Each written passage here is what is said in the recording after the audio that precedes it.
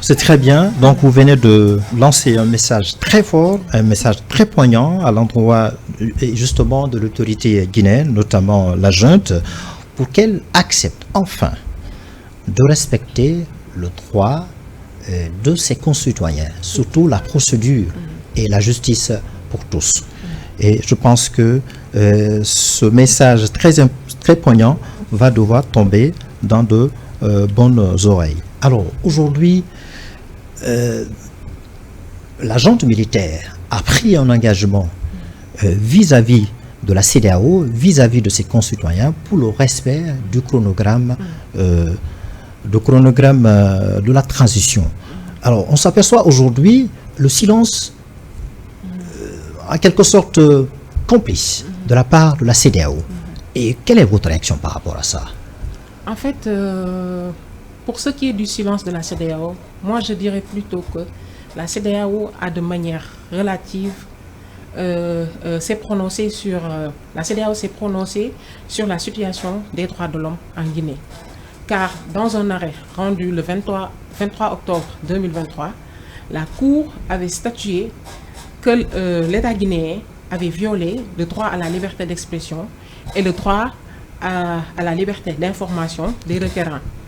Alors, cette décision de justice met en fait en lumière les préoccupations croissantes concernant les libertés fondamentales en Guinée. De plus, la Cour ne s'est pas seulement limitée à pointer du doigt les violations des droits humains. Elle a également enjoint l'État guinéen à prendre toutes les mesures nécessaires pour que cette situation ne se reproduise plus.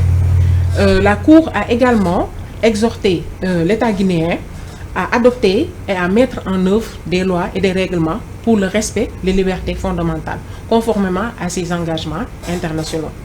Alors, s'agissant du silence de la CEDEAO concernant le glissement du calendrier de la transition, Oui. cela peut s'expliquer par plusieurs facteurs. Premièrement, la CEDEAO est souvent confrontée à des défis internes et externes, entravant sa capacité à réagir de manière efficace sur les crises internes dans les États. Okay. Deuxièmement, il faut dire que la situation politique de la Guinée est complexe et cela implique des enjeux de stabilité régionale.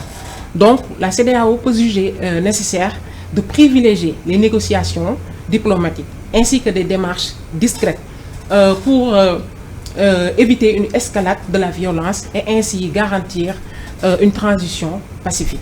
On espère que ce que vous venez d'évoquer va avoir un impact très important sur la décision de la junte militaire guinéenne. Nous l'espérons aussi. Alors, on s'aperçoit